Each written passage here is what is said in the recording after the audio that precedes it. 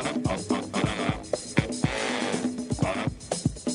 no idea the amount of ignorant mess we're about to get into right now.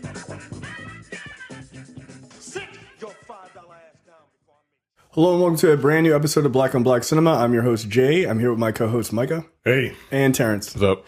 All right, guys, we're back. This is episode 141 for Sorry to Bother You, starring Lakeith Stansfield and Tessa Thompson. So this film is basically about a guy named Cash who decides that he's going to get into telemarketing. He's not very successful at it until he's told by a coworker to use his white voice when doing these calls. He eventually does, and he sees massive success. And that sort of puts him on a trajectory against a union that's being started with the telemarketing company employees.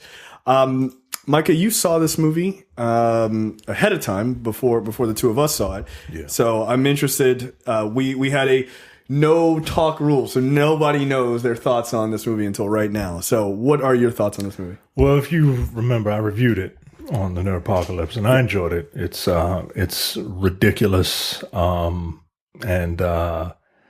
entertaining. The messages are, once again, just nail on the head. I mean, the guy's name is Cash Greene, for fuck's sake, right? Right. So it's not subtle, but it is entertaining. Performances are solid. It is not what I thought it would be. I thought it would be more. I thought it would play up race more, but I feel like it talks about capitalism way more than I thought it would.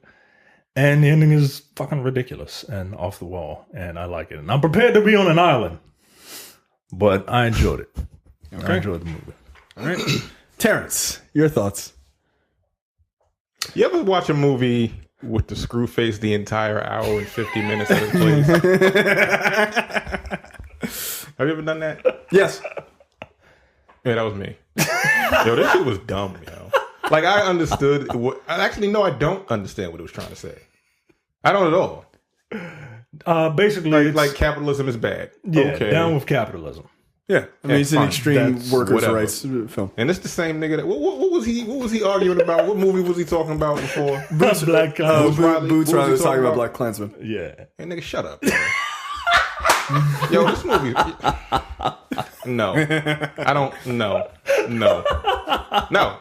This is exactly the view I thought you would have. As I was watching, I was like, nah, this ain't gonna work out. This is exactly what I told Jay. I said, Terrence is not going to like this movie at all. Here's the thing. This movie has like a 93% on Rotten Tomatoes. That just proves that critics they're up their own ass.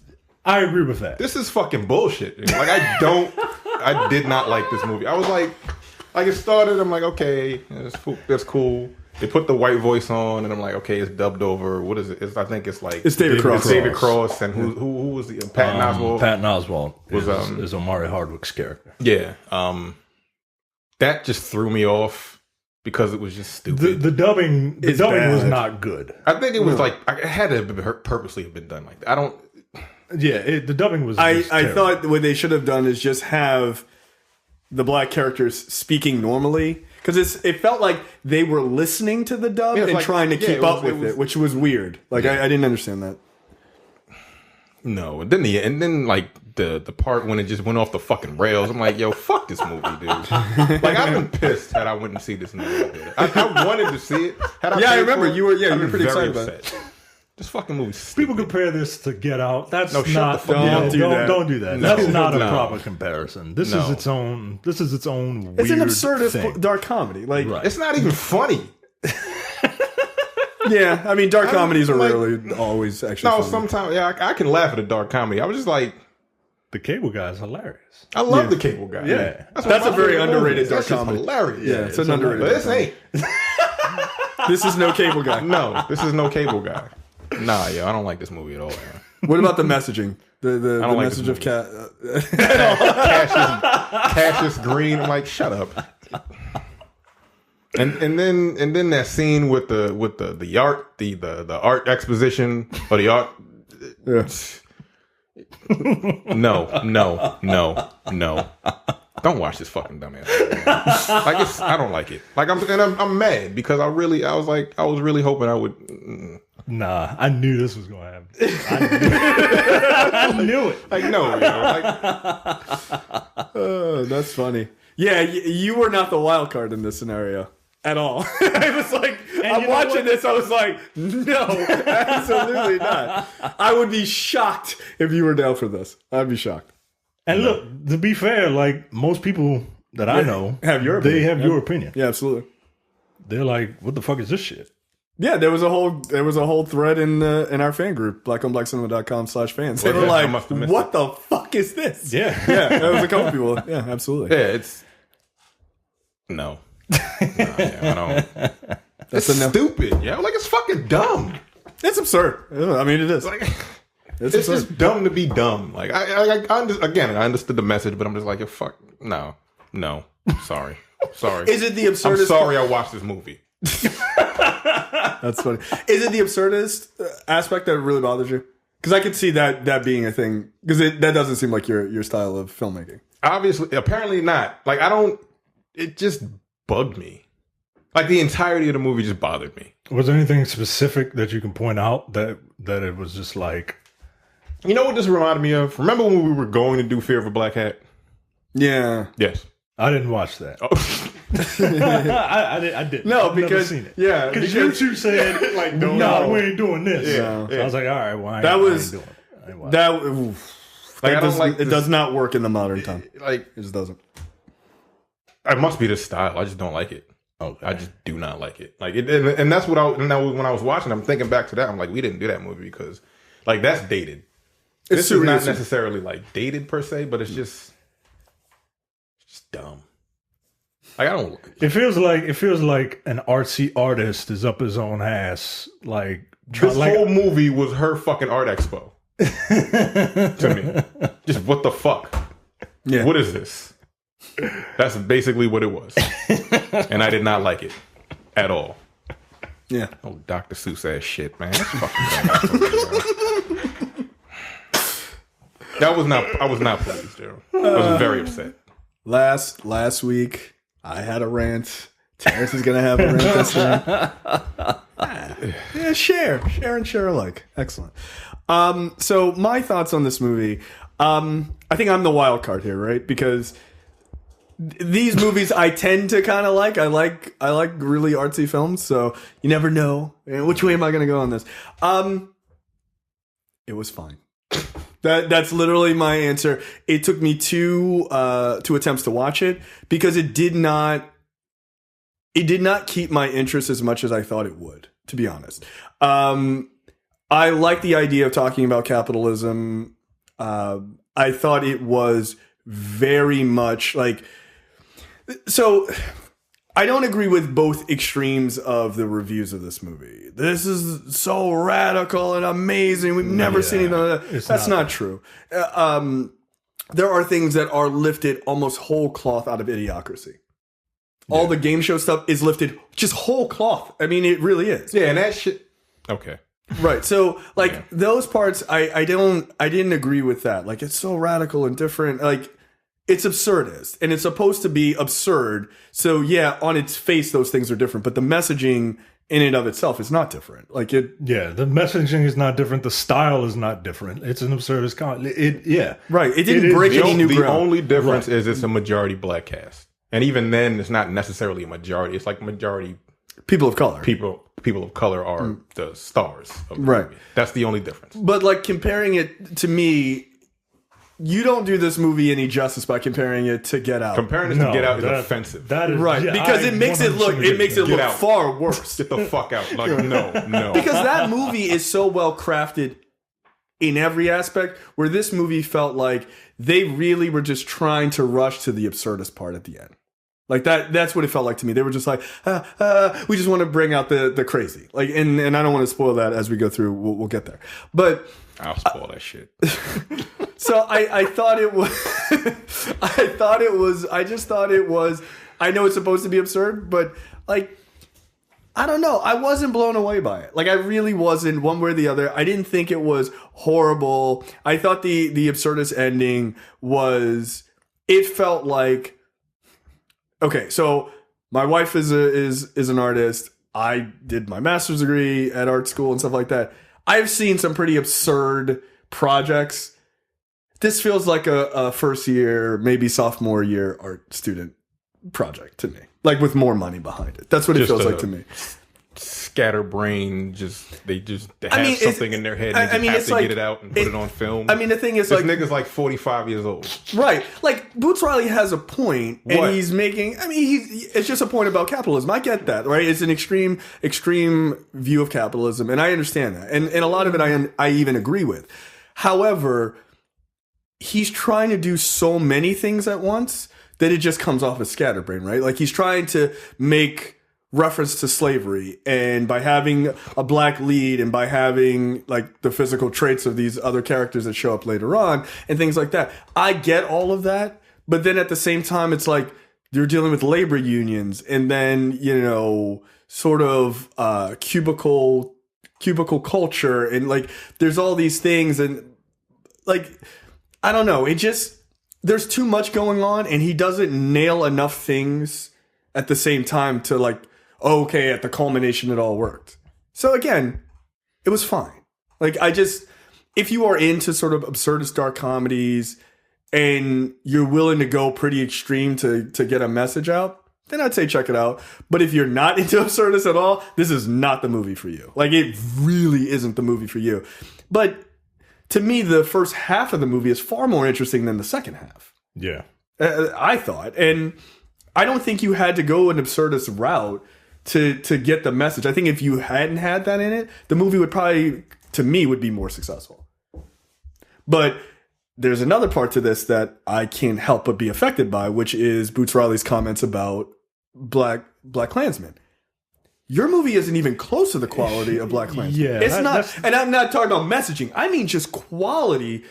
It's real hard for me to super listen to what you're saying when you're trying to trash a director who, not just because Spike Lee's been around a long time and that I like Spike Lee, but just fundamentally his filmmaking is light years above yours. Like, there's some writing in this that I did not think was very good at all. Yeah, that's the thing. I enjoy this movie, but I agree with you. Like, don't come for Spike Lee, yo. And look, we have our beefs with Spike Lee, but this is like when Spike Lee did Chirac. Like, he was tapping into his artsy side. And it's also absurdist. Right, and it's absurdist. And while I didn't hate Chirac, it's not, I absolutely did. I am on record. I thought that movie was trash. I appreciate the attempt at something, different. But it's not in my top 10. And for you to do the worst version of Chirac, like... No, I disagree with that. This is better than Chirac. Like, it is. It's better than Chirac. Is it? Yeah. I don't know about all that. You think Chirac is a better... I would watch Chirac again before I watch Oh, absolutely not. I would. No. Mm-mm. No. No. What about you, Terrence? Which one would you watch? I'm not watching this shit again. I'll tell you that much. You gonna watch Chirac again over this? I might. Yeah, There's some you're fine ass women in Chirac. There you go. All right, that does not. I'm talking about filmmaking. There you go. You're taking a Rob approach to filming, film preference. Well, at least something to look at. I mean, that's true. I mean, that's the one thing Chirac has. Yeah, Tessa Thompson didn't save this movie. Nah. Although there was a couple scenes I was like, yo.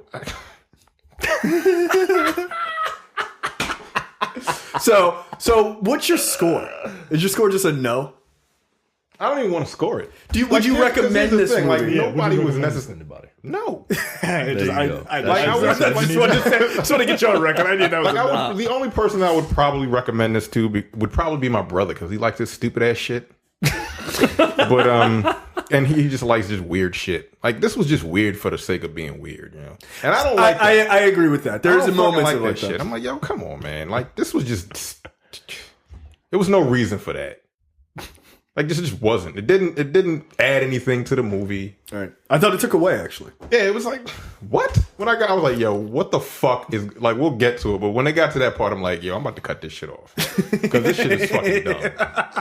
like, for real. But like, yo, I'm not doing this. But hit y'all on the private chat, like, yo, I'm not doing this fucking movie. Like, because That's exactly why I wanted a moratorium on discussion. Yeah. You can't. You were right because I held it. Goddamn. I was like, I'm about to text the fuck out of them. I coming. What time we doing the second movie? I'll show up for that one. Of the two movies that we're gonna do today, I enjoyed the second one more. I enjoyed the second one more. I enjoyed the No Time to Bleed movie way more than I did. Oh my god, that's Because as I watched, I was like, "That's sad. That's sad." Because that movie's dumb as fuck. yeah, that movie was dumb, but it's at least enjoyable. It's coherent. Like it's coherent through. I mean, that's a word you could use. So, all right. So let's get into this. Please, let's.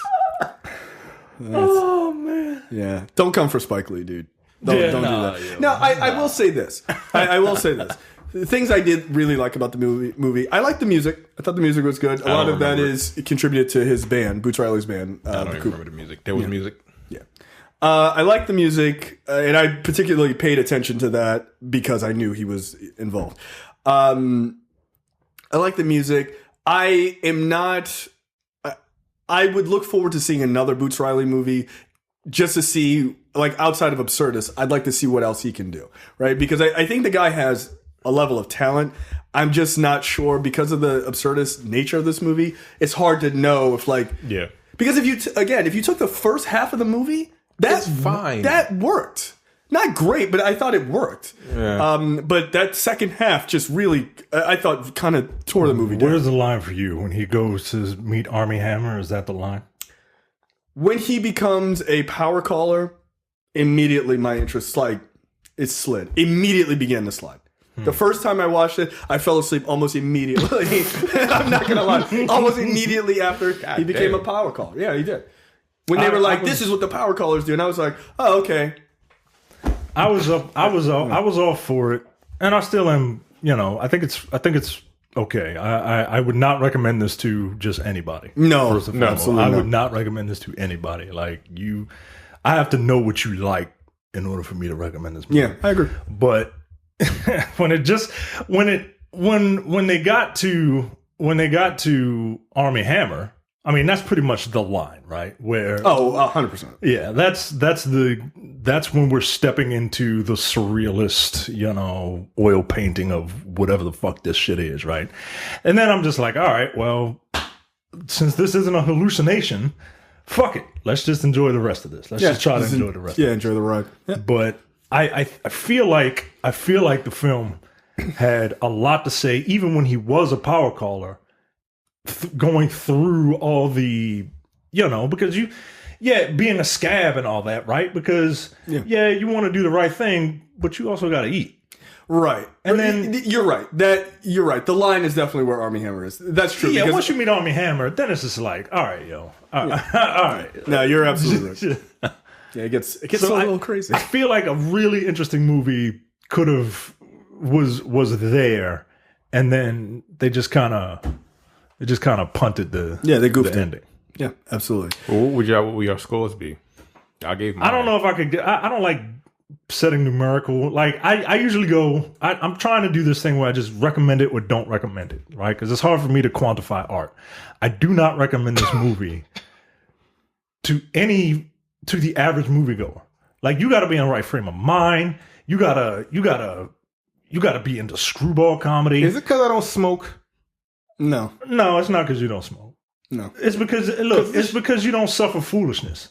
Yeah, and that's what this is. Yeah, you're old black. Yeah, you're old black man. Ain't no old black man seeing this movie, dude. Right? Like, you don't suffer foolishness. Like, imagine. Okay, like put yourself in your father's shoes watching this movie. He would not be like, you seen him. He just turned that shit right off.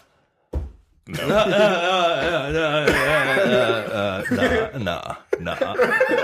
That would be him. Yeah, 100%. Yeah, no, he would not. This shit is fucking nonsense. Like, man. I imagine my mother watching this, she'd be like, "No, all right, turn this off. Turn this off."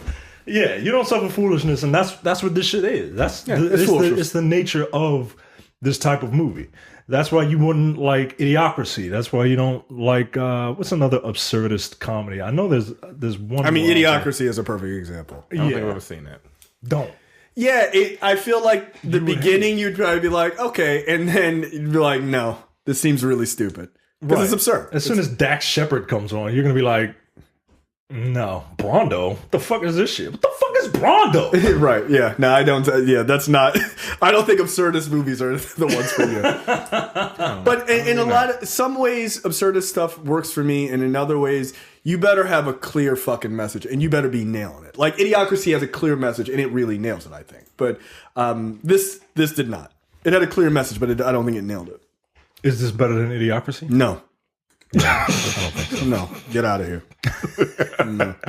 Idiocracy is actually funny too. This is not. All right, let's get started.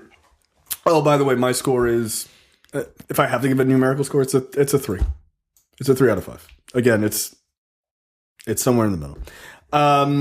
Okay, in alternate present day Oakland, there are ads going up for a company called Worry Free, which offers life free from paying bills with free food and lodging. The only cost is you have to sign a lifetime work contract, a practice that is deemed legal and not equivalent to slavery. These ads are being defaced by a group called Left Eye, which is holding protests against them.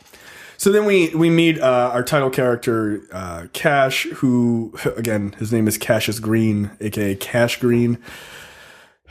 And it's just... Again, right on the noggin. Just absurd. Right on the noggin. So this poor guy is like trying to make a way. He doesn't have a job. He's got this girlfriend, played by Tessa Thompson. What's her name? Detroit. Detroit. Because her parents wanted her to have an American name. Right. That's right. Okay. I was like, yo, okay. I mean, look. As far as black people with names, it's not the most ludicrous one ever. No. This is my daughter Lexus because I want her to be named after the something main character. The actor who plays the main character, his name is Lakeith. Right? I mean, like, come on, like, I love my people, but like, we get a little wild with names. No, I'm saying the meaning as to why her name was Detroit. Oh yeah, it's just American stew. Shut up. So we see those two characters together, and you find out that Cash actually lives in his cousin's garage, or excuse me, his uncle's garage. And the door comes up as they're like trying to about to have sex. Crews is his uncle, by the way, with a wig, with one of the worst, one of the worst wigs I've ever seen. That was funny. Like, a wig. People like you are trying to ruin people's lives. He was like, wasn't he in Idiocracy? Yeah, he was. Yeah, he played President Camacho. Yeah, former wrestler turned president. Not too far from whatever. No, I mean that's the thing is watching Idiocracy now. You're like, yo, we're like 20 minutes into that movie right now. Like, it's crazy. But yeah, that scene where Cash walks out and his uncle's like, look, man, I need the rent. Like, you haven't paid in 4 months. He's like, yeah, but people like you are trying to ruin the lives of people like me and ruin our families and all. That's all you care about is money. He's like, nigga, I'm your cousin. Like, what the fuck? Or your uncle. Like, get the fuck out of here. And then we also get a first kind of look at Detroit and what Boots Riley has said is her like radical feminism, right? She's wearing these earrings that say murder, murder, murder, and kill, kill, kill on the earrings, very large, very extreme. It will not be the most extreme thing she wears throughout this movie. She has a t-shirt that I think she has on at one point that I could not stop laughing when she was on screen. It said, the statement, the future is female. Yeah. But hers was the future is female ejaculation, which I thought was pretty funny. But again, that feels like very first and second year art school student kind of thing. It just does. So Cash is going to apply to this job. He's just driving this piece of shit car. He at one point is running out of gas and he goes to the gas station. It was like, can I get 40 on 2? Just 40 cents. I was like, yeah, I remember being that broke. It's kind of sad. But really, what's 40 cents going to do? Yeah. You ain't going nowhere. What are you doing? Yeah, will your car even turn over? A quarter mile. Will your car even turn over on 40 cents? Like, all right. No. So Cash goes to interview for this job at a telemarketing company and called Regal View. And he sees this like special, when he walks in, he sees this special elevator going up only. And there's like the people there waiting to catch the elevator are really nicely dressed and everything else. And he has to go downstairs to the basement. So it's almost like a heaven hell kind of thing. Right. Yeah. Like, again, Yeah, nail on the right fucking on head. the noggin. Right. Can't miss it. And so he goes downstairs and he gets introduced he gets into applying for the job. This is his first day. He applies. He applies early on. Yeah, and which his boss, the guy he applies to, he realizes he's lying about his qualifications. He's like, "Oh yeah, I worked at like this place for 2 years," and he's like, "That's funny because I was the manager at that place for those exact years, and you didn't work there. But it's fine because I hire everybody because this is like McDonald's. Everyone is qualified." And so he gets this job. Did you used to work in telemarketing? Did you used to work for MBNA or something like that? The fuck is MBNA? I don't know what that is. I don't know. For some reason, I remember a bunch of kids in high school. No, I did Cutco, my nigga. Like, put some respect on my name. Oh, okay. You sold knives, right? Yeah. I was a door-to-door knife salesman, not a telemarketer. What kind of person do you think I am? How dare you? No, I did the knife thing for. Yeah, it was a bunch of people from our class did that, didn't they? Yeah. They told us we were gonna be millionaires. And because we just had a Baltimore City education, we believed them. Like, no, dude. I sold a couple of knives though. Yeah, I didn't bother. Yeah, I sold a couple of knives. Did you do any of those like bullshit jobs? I don't even know what you're talking about. Like selling, telemarketing. You never did. Never did any of that? The closest was Aflac. You sold insurance? Yeah. Is it? It's not easy. Did you have to put on the Gilbert Godfrey voice every time you said Aflac? Hi, I'm calling from Aflac. That shit is not easy. It is because you got a cold call, and then if they actually accept you, then you got to go there and give the presentation. Oh damn! It's not even all over the phone. No. But if you get a good client, you get money. You get pretty decent. Did you do well there? No, I did not. No, because Terrence doesn't and will never even attempt a white voice. Yeah, I don't have one. Would you try? I would love for you to hear. I would love to hear your interpretation of what you think. Fuck y'all looking at.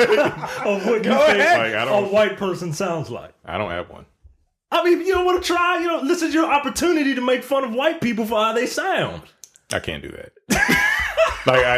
I just don't have one. Like my voice may get a little higher. Like I don't know. I don't have one. Pretend you're singing falsetto and just say a sentence. Yes. Pretend you're singing Reasons. No. Let me read I'm on Rotten Tomatoes because I want to see why the fuck these niggas gave this a 93%. Because they look like this. Yeah. Anything that's different is assumed to be great. Yeah, I don't have a white voice.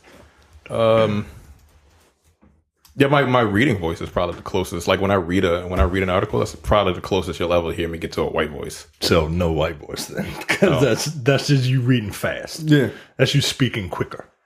I guess. I don't know. I don't know. I don't have one. Let me read this first paragraph. See how this sounds to you. This is comedy was having a cold streak. Sorry to bother you. Just ended it. No, it didn't. But. Before it morphs into an uproariously unhinged, surrealist sci-fi satire and call to action, Sorry to Bother You begins a modest slice of life comedy, the sort of which we were lousy with back in the 90s, but that seem to be, god damn, these niggas need copywriters, to be in short supply these days. That's my white voice. Is that it? Is that good enough? I don't. Nigga, get out of my face. Yeah, you didn't even try. I mean, you want a sash that says, never mind. What? What is this? I don't. God damn it. Never mind. There you go. There you go. Yeah, this movie sucks. Sorry. Continue. I never. It's funny because Cash at one point. Have a white voice. Go fuck yourself. Well, I was gonna make the point that Cash, they're like, use your white voice, and he was like, everybody already think I talk white already. Yeah, like I don't know. I don't put on a voice like this is my voice. What's your white voice? What do you want me to say? I don't know. Just read something. All right. I legitimately just don't have one. I in an alternative present-day version of Oakland, Ads for a company called Worry Free offer a life free from paying bills. That's pretty good. That's pretty good. You know what? I will buy one. Thank you. Is the white voice?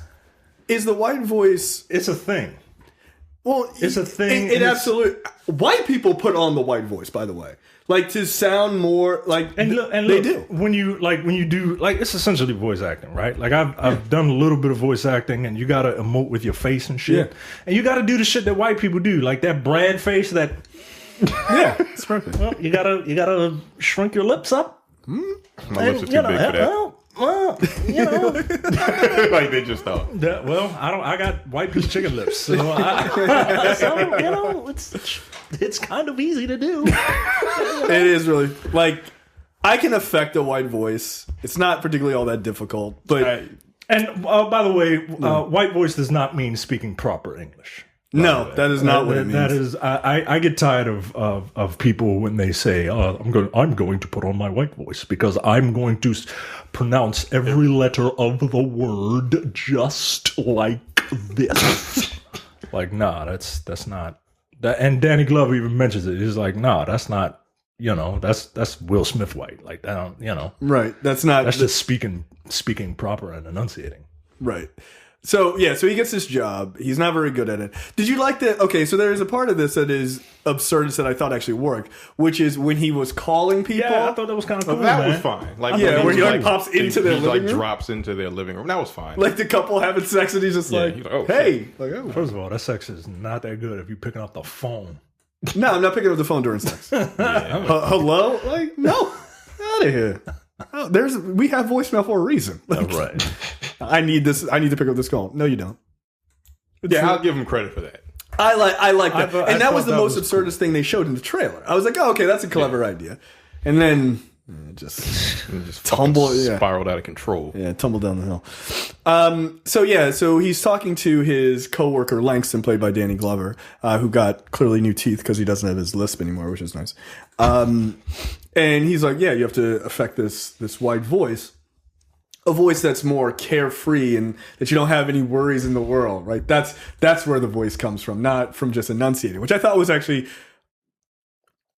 really good way of explaining it because I thought it was a really good slam on white people. No, it is. It absolutely is because they literally don't have these I would argue white people as a generality. Yeah, sure, there are poor white people got their own issues, right? You know, like, oh, do I get the avocados now or next week? Like, whatever. Like, you know, it's hard. Are the peaches in season? Mackinacs? I don't know. But like the idea of them not having to deal with real issues, I thought was a really poignant way to kind of make that point. It's like, they're kind of just living their lives. It's like, it's just no big deal. No big deal. That's why they're always doing dumb shit to hurt themselves. Because being white, you're pretty much okay unless you make trouble for yourself. Yeah. That's why they put menstrual blood all over themselves. Like, all right, lady. All right. All right. So, I did think it was weird that the guy who was orientating Cash had like face tattoos and shit. Like, that dude was a creepy guy, man. I was like, don't listen to that guy. Yeah, it was kind of weird looking. They do this drop in and everything. And then, so the guy who tells him to use the white voice, his name is Langston, which I thought was also kind of interesting. Mm-hmm. It's a very old school name. And why was he not a power caller? Yeah, that was my thing. It's like, I guess just because there's a whole thing about sticking to the script and the way that Cash was actually making sales was not doing that. Because he was just like, hey, he was just like talking like they were fucking buddies and shit. And that was how he was selling more. So I thought that was kind of interesting.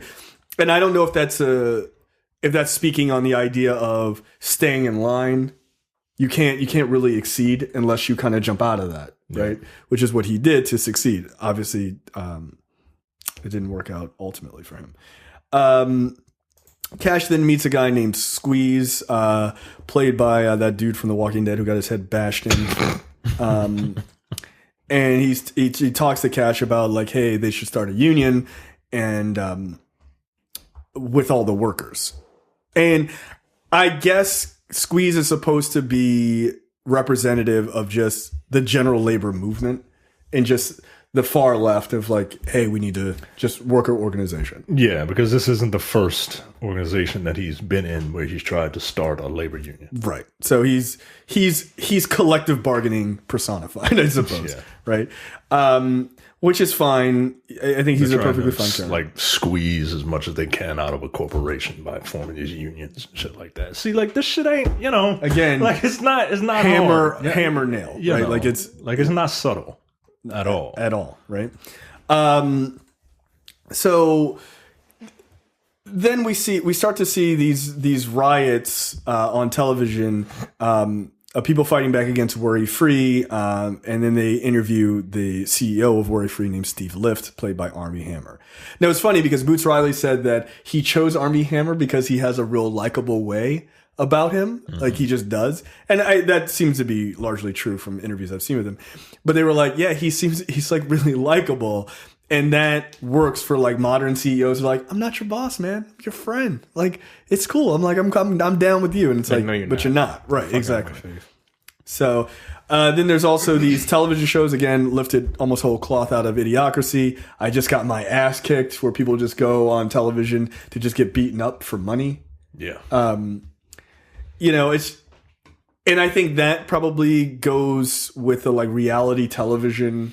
Yeah, plus commentary, and like we like to watch like people get beat up in like Facebook and shit like that. Yeah, I mean, look, it's a commentary. It's funny, but sometimes just be like, yeah. I mean, it's not inaccurate, right? Like, yeah, I mean, it's true. I mean, yeah, it's absolutely true.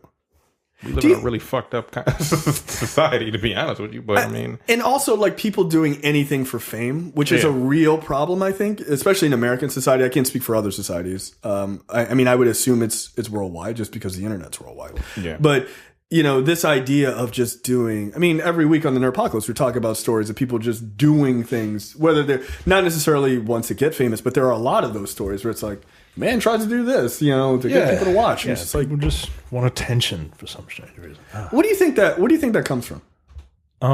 Everybody wants to be famous. Yeah, and now it's insecurity, jealousy. Yeah, yeah, and like you said, it's super easy to do.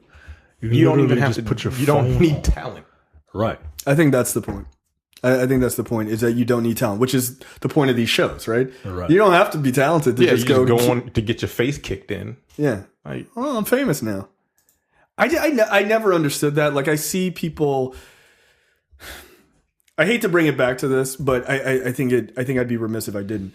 The preview episode we just did, like the people that I mentioned on there, where I said I don't think you really give a shit about black people, like in the long term, you just care about your own power and influence. I think that's part of this, right? I think it's just wanting to be a famous name and not really caring about whether or not you use your power or your platform to actually uplift black people specifically or uplift anybody specifically, but just as long as people know who you are, you could give a shit, right? Yeah, I think I it's. don't want anybody to know who the fuck I am. Yeah, people are like, I want to be rich or famous. I don't. I just want to be rich. Rich, yeah. I don't need to really be that famous. I mean, I wouldn't mind having some level of notoriety. I mean, we have a small monicum of notoriety. And look, I don't know how to handle that. Can you imagine? Right. Yeah. What y'all did to me at this nigga's fucking. Oh, right. Yeah. I ain't like that shit at all. Yeah, we're gonna take a pause to tell this story because it is relevant to this conversation. Yeah. So Micah and his wife just had their baby shower, right? Mm-hmm. And when I got there before Terrence, because Terrence is always late. Yeah, that is true. I mean it's it is what it is. I'm black. But I got there, and one of the people that was there, this woman who was there, she watches the show, right? And she was like, "Oh my god!" Like, she was just like, got to goof around, like, "Oh, I know you from the internet." And I was like, "Oh, okay." And like, that's cool. Thanks for watching the show. And so we were laughing and talking about it. And when Terrence came in, she was like, "Oh, I'm gonna go and say the same thing to him." And we were like, my wife and I were like, "No, you should totally play it up, right? Like, be like a real like fanatic about it. Like, yeah. Oh my god, like I can't believe, aren't you the guy from Black on Black Cinema?" And just like super play it up. And so she did. And Terrence's response, did that shit too fucking well. Terrence's response was not, "Oh, thanks." Terrence was like, "Yo, who the fuck are you, Rebecca?" That shit was so genuine. It was great. It was great. So never run up on Terrence. You Yeah, might get I hurt. was like, No matter who you are, no matter what you look like, Nice. Terrence don't give a here's an equal opportunity. Who the fuck are you? Yeah, no. Unless you're Rosario Dawson, then he'd be like, yes, I am from the yeah, I am. Yes, that is me. Hello. How are you? How are you? That's my white voice. There you go. She was in this movie. She was the elevator voice. Oh, is that right? Yeah. Rosario Dawson? Yeah. So she did her own white voice. Yeah. No. Oh, the very intrusive elevator voice too. Yeah. Yeah, that was a little weird. Yeah, I don't like that. That just proves I don't need to be famous. Nah. I thought you was about to hit the woman. I was like, Jesus Christ, yo. Yo, Terrence, take it easy. Like, no, seriously, back the fuck up. Like, yo, you were so hilarious. You were like, nah, I'm not. She's like, aren't you from the end? And I was like, No. no. Yeah, he lied. He lied immediately. No. Like, what are you talking about? She's like, I've seen you, and I was like, I don't know what the fuck you're talking about. No, like, you I do the didn't. show with them, but that's about it. That was somebody like that show was on the internet. No, it isn't. I mean, look, your instincts are honed to a T, right? Like, yeah. Wait a minute, didn't I see you? Nope. You ain't see me nowhere. I went nowhere near nothing, whatever you was talking about. I don't know them. I don't know these niggas. I don't know whose house I'm in, which was legit. You didn't know whose house you're in. He just walked. He was like, you know what? I came into the wrong house. I'm sorry. I gotta go. Yeah, it was, nah. And that's the difference, right? Because your neighbors would be like, hey, buddy, how you doing? Here's my name and social security number. Yeah, Like, yeah, no, definitely. Definitely. nah. Definitely. No, dude, I told you that was the weirdest thing when my wife and I were looking for houses. Like, people were just like, just come on in. Like, yo, good. I don't know you, dude. No. That's you are wiling. Like, no, don't look, don't trust me. You don't know me. I just give it time. So yeah, it's quite funny. But yeah, I wouldn't mind being like I don't think I would mind being famous, but I think I would be really adamant about using my platform to help people, like not just for myself. And that was my larger point, which is like those people will do absurd things, and say absurd things. It's not to help anybody. It's just to keep themselves in the limelight. Which to me, I don't know. I don't have that about myself. So Yeah. maybe it's because I'm not as big of a name. Like, maybe I would become like that, but I'd like to think that I was, raised with some home training, so I wouldn't. I think she's half white, though. Anyway, continue. I wouldn't say that explains it all, but that explains a lot. No, it does. I mean, some people who've been questioned about their blackness tend to go over the top to prove it, and it's like sometimes you can go too big. You know, you could wear something that calls yourself the nigga of the bride in front of non-black people and debase yourself like a fucking asshole. But, whatever. She yelled at a white person, so that was enough to follow her. Anyway, yeah, that's your leader. All right. So I just don't understand it, dude. I truly don't. So at this point, Cash is getting a lot of cred in being this really successful caller. At the same time, Squeeze is really pushing like, man, we really need to do something about get this union on.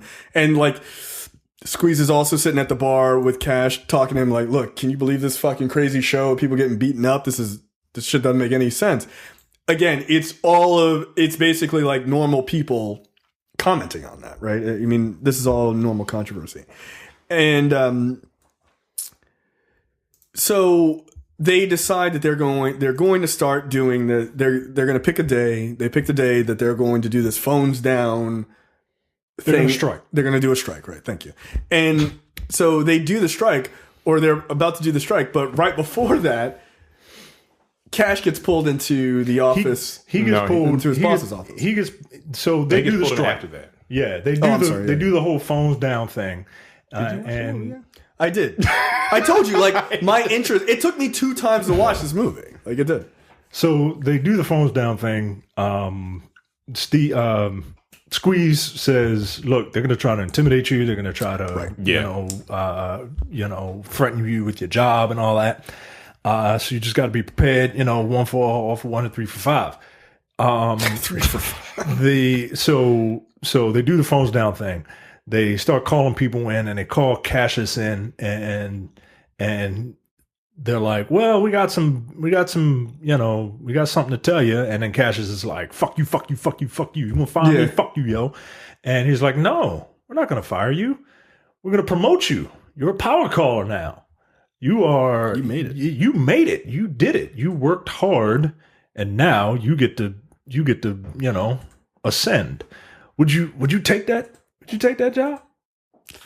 Yes. In his situation? Yes. Oh yeah, dude. I'm sorry, dude. I'm sorry. Fuck. But that's a big crux of the film, right? Mm-hmm. Which is, do you sell out your friends? Do you sell out? I ain't selling nobody. I'm making more money. Yeah, but you're selling out your friends. Am I? Yeah, you are.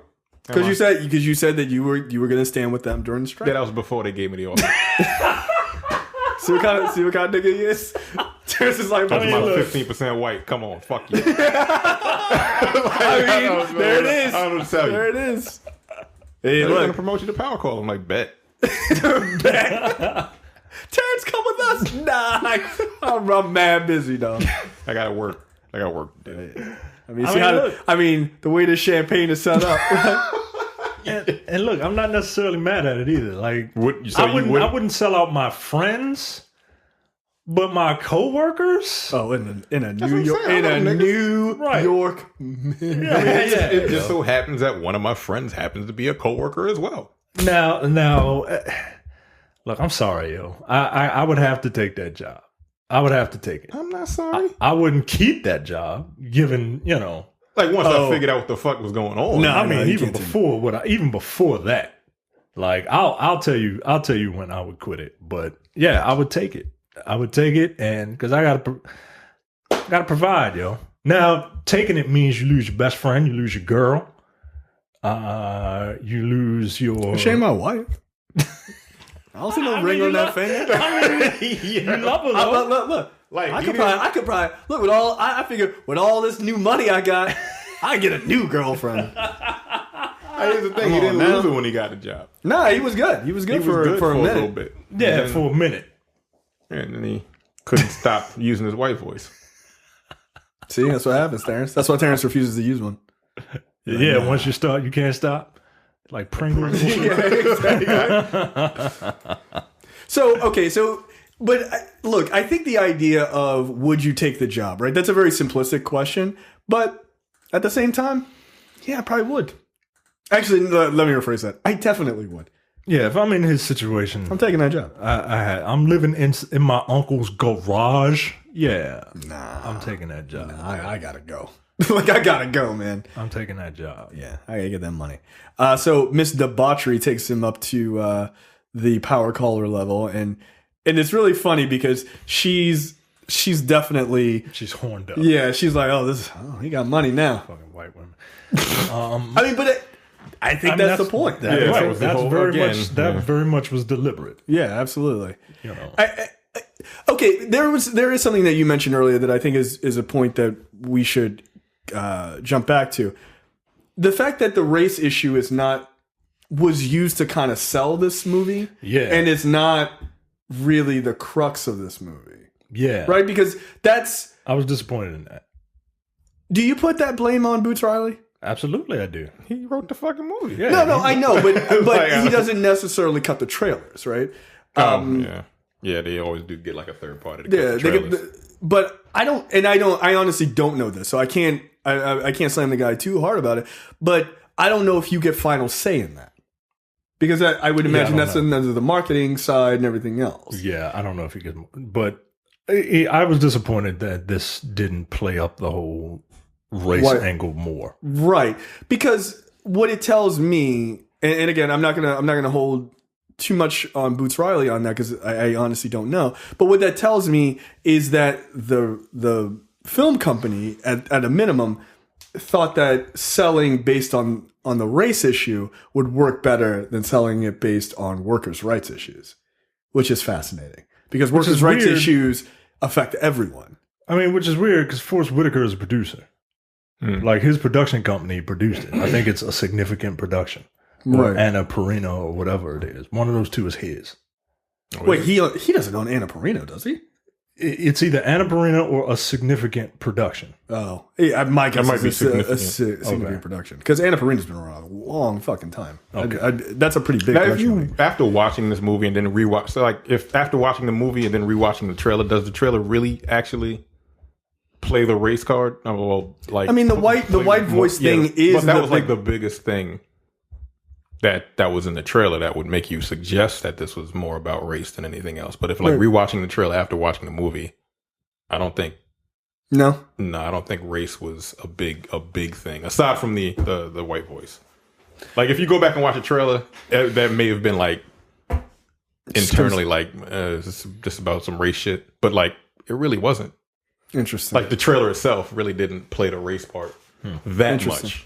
And I wonder if that's a purposeful thing, right? Because you've got a predominantly black and brown cast talking about changing your voice into a white voice to then become more acceptable to a largely white audience.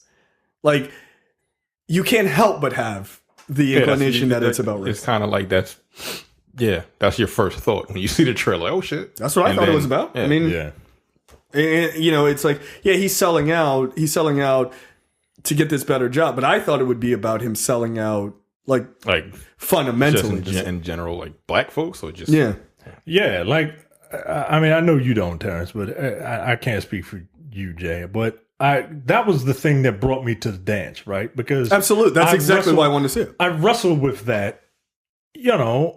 I used to wrestle with it on a daily basis at my various jobs, right? Like I have a Baltimore accent, and so, yeah, you do, right? So and it's dumb. Like the Baltimore accent is dumb, the white one and the black one, and I got the black one, right? So remote control, right? Water? What the fuck is water? Like I know it's water, but no water because that's how the shit comes out of my mouth, right? Yeah, but at the same time, right, I don't say it with a D. I say water. Yeah, water. Yeah, that's with a D, my man. Okay. Water. It's water. The fuck? No. There's no. It's not. No. It's not. WOODER. Right. Water. Water. Nah, I say water. But there's an H at the end of it. I've had to.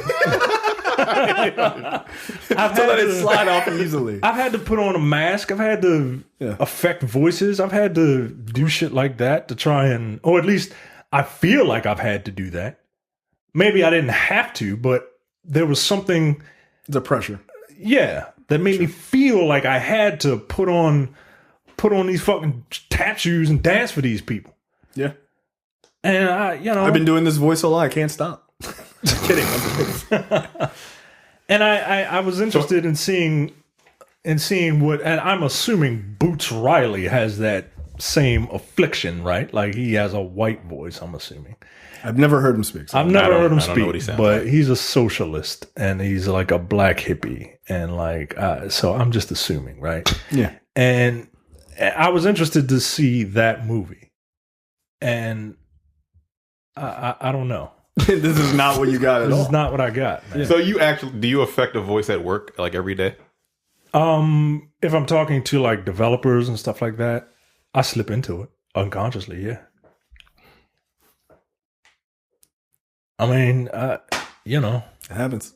Yeah. I don't really talk to anybody at work anymore. I hate my job. Like I don't like talking to people. Like I gotta give presentations and shit. Yeah, that'll do it. And I can't, I can't get up there and Can't get up there. right. I just did it. I can't do that. I can't I'm about to get up there. Like, fitting to do this interview, right? Like I can't do that. You know what I mean? But so I have to go up there and speak to county managers and shit like that. I have to be able to enunciate and shit like that. Nah, yo, like I don't want to talk like that all the time. No, it's annoying. It's fucking annoying, yo. Like look at my life. It's so hard. I don't know. No, but I think the idea, and I guess maybe I'm not articulating this correctly, but I think that in 2018, that an issue of race is the guiding point to sell a movie is fascinating, right? Yeah. Where you would normally 5 years ago, you would never come close to do it. Like, oh, this is going to be stay clear of that shit. Yeah, you stay clear. But movies, not to compare this movie to Get Out by any means, but movies like Get Out and stuff like that, with the popularity of those movies and dealing with issues of race, because people of color are becoming a larger and larger majority in the country, and they realize black dollars specifically are really selling movies, it's kind of interesting that you would use that. Yeah, that's your selling point. That's your selling point now, where we were told overseas black people didn't sell movies. That's a kind of a fascinating thing. So eventually, the thing the Shadow and Act does, where they pick one black person in the movie, it's starring this black person, that will be, whether they have a cameo in it or not, this movie is starring Terry Crews, right? You know, like, then that will be the selling point, which is, it's just fascinating. That's a sort of a fascinating thing. So your white voice is just you not using like, this is me not using slang. It's me not using East Baltimore vernacular. And, you know, but at the same time, like, I don't generally lighten it, you know, if I'm giving a presentation. It might go up if I need to project, but right. You know, it doesn't. I can't speak like I do here. You know what I mean? No, I don't speak like I do here. So I can't speak, and when I'm here, so you just use different language. I use different language, but to me, it sounds different. I don't know if it. I don't know, but it sounds different coming out of you know, when I hear it. And you know when you do I'm consciously doing it. Yeah, like I have to specifically. That's why I curse so much here, because I can't do it at work. Right. Like, it's why I don't talk to people at work. Yeah. I don't know. I like if anything, if I just use different language to get my point across. But that's still, I mean, that's not a, quote unquote affecting a white voice, but it's the same. It's the same code thing. switching. It's disingenuous. Yeah, it's not who you are. But I don't. Yeah, no. My voice is my fucking voice. Are you gonna get this voice? You just thought like it's just gonna be different language. That's about it. Yeah. Yeah, I don't know. And people like the voice. Fuck off. I'm not gonna change that shit to some white shit. Yeah. I can't actually. I'm too old. Too old. I'm too black. I can't do it. Yeah, it's. You ever give presentations and stuff like that? I have given a presentation. I don't like that shit at all. Yeah, that doesn't strike me. I was gonna say that doesn't strike me as I think you would be into it all. But like again, I have a way about me that I can do that shit. It's very difficult. It's very hard for me. You're pretty. Like, I mean, you're a pretty shy person. I'm a goddamn introvert. Yeah. A huge You're introvert. like a real introvert, not like one of those people who is an extrovert, but it's hip and cool to say you're an introvert. No, oh fuck yeah, that. I'm an introvert, but I go out every once in a while. Like no, you're not a fucking introvert. Like you're talking about someone in particular. Yeah. I mean, I'm talking about a lot of people. Yeah. I'm talking about a whole lot of people. I can think of one person. I can name somebody, but I'm gonna keep my mouth shut. You've been on this show before. Mm-hmm. Anyway, on our Black Panther episode. Right. Fuck out of here. Oh, I'm an introvert. I'm going to Paris by myself. What the fuck? No. Introverts don't do that shit, Tiara. They don't.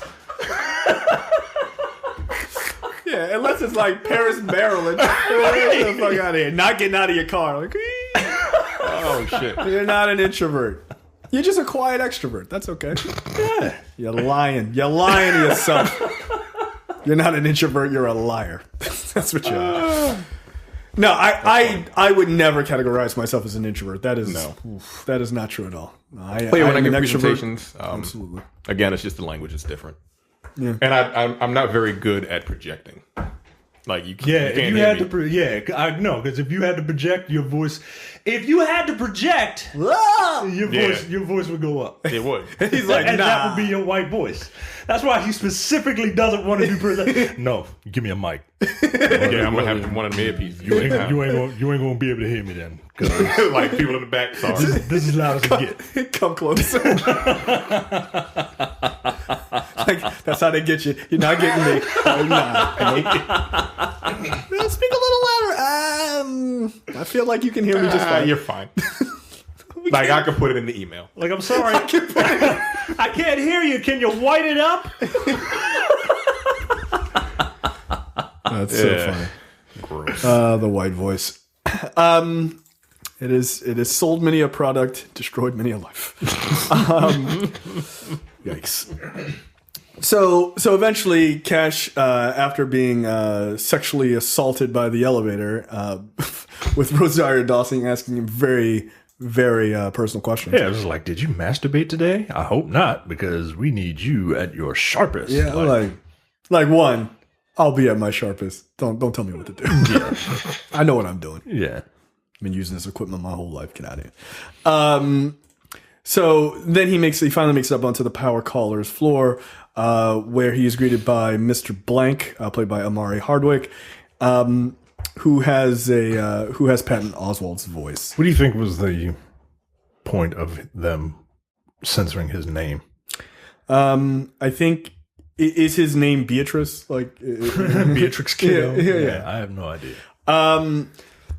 Yeah, I don't know. That. I didn't care for his facial hair. I can tell you that. Nah. Didn't like that. He looked like a character out of Clockwork Orange. He looked ridiculous. I guess maybe there's sort of a facelessness to people, causing you to sell out. I don't know. I don't know what the point is. Yeah. Any idea? Nope. Just whatever. Just to be fucking artsy. Yeah. I think that's probably the real didn't make answer. any sense to me. I'm like, what the fuck? I'm like, wait, did I get it? When it happened, I'm like, the fuck? Why did they beep out his? Okay. Then they did it again. I'm like, oh, so I'm not tripping. All right, fuck this movie. Yeah, That shit pissed me off. I wanted to know what this nigga's name was. It's Mr. Like, it X. just made me very angry. Mr. Blank. Okay. Mr. Blank. Fine. So Mr. Blank shows him around and eventually teaches him about what they actually sell on the power caller's floor, which is clearly not the same as what they sell on the regular floor, right? They're selling weapons and actual slave labor. Yeah. So yeah, it's obvious that you can make a lot of money and it's really easy because selling weapons and slave labor, things people want. And then we see Squeeze trying to come on to Detroit at one point. He does what most Asian men are able to do, which is sign flipping quite well. When I lived in California, the Asian dudes were always the ones who were the best at it. So yeah, this all makes sense. All right. It was such a weird phenomenon, like that was a thing at one point. So he's trying to figure out. Squeeze was trying to figure out so what's your relationship with Cash, because he's trying to move in on that. I didn't really understand this part of the storyline and why it was relevant at all. Yeah, it felt like manufactured. He was trying to manufacture conflict, but it didn't go anywhere. Yeah, it didn't go anywhere because nothing happened. Nothing happened. Literally nothing happened. Yeah. I just she was like, I fooled around with him, and she didn't even tell Cash really. And it was like, okay. She was like, I hooked up with somebody while we were separated. You want to know who it is? No, I don't need to know. Okay. What you do is everything but what? Everything that they did. Yeah, no, I know what that meant, but I'm like, that's what she told him. Okay, what is this? Right, I didn't understand the point of that storyline. It was just he started writing and it was like, oh, horse people. He got just distracted and then just went on to that. And I was like, okay, that's fine. Yeah. The next day, Cash, their strike is still continuing. Cash decides that he's going to still go to work, and all his friends are like, yo, how can you do this without you were with us? And he's like, yeah, I got to get paid. And again, I get it. Yeah, I didn't understand this part either because they got into an argument. Him and his homeboy. Yeah. I thought the argument was kind of funny. I was like, oh, where they keep giving each other positive compliments. Yeah. These aggressive ass compliments and shit. Well, you know what? I don't think it's about this, but it reminds me of this thing that black dudes do all the time. It's they haven't seen each other. Hey man, what's going on with you? I'm trying to keep up with you. No, I'm trying to keep up with you. No, nigga, I'm trying to keep up with you. All right, why are we trying to why are we trying to go over the top on each other? It's so weird. But yeah, it's you smell real good. Yeah, that's right. You do. Now you smell good. I hope you have a good day. Nigga, I hope you have a good week. I hope your month is filled with joy and prosperity. I hope you have the best fucking year of your life. All right. I mean, and it just kept going. I laughed. I thought it was funny. Yeah. And it was long. It was just long enough where Danny Glover came in and was like, all right, yo. All right. Just calm down. So then There was also another part that went on way too long. I can't remember. the end. No, when the password. Oh, What yeah. you got? I was like, when she was putting the password. Okay, come on, yo. Yeah. Like, all right, okay, Like, we get it. please, Yeah. and continue. I mean, that's something that people do in comedy. It's like the comedy of threes. Well, it's the timing gag, right? Like it's you do something and it's funny, and you do it until it's not funny, and then you keep doing it until Until it's it becomes again. funny again. No, they didn't get funny again. That's the thing. Like I like that gag, but Right. there But it went on didn't too work. fucking I long. agree with you. It didn't work. Yeah. Because there's nothing to it. Right? Right. It's just like there's nothing to it. Right. It was like a hot minute. Like if it was like 45 seconds, 30, 45 seconds, okay, ha ha. Like that shit went on way too long. I'm like, all right, now. Well, she sped up like quicker. Yeah, it than, was like- than And No, she she started did at like the doing like a end. bounce between two numbers for some odd reason. I was like, Yeah. what the fuck? All right. Miss Debauchery, please stop. And what was the significance of her name?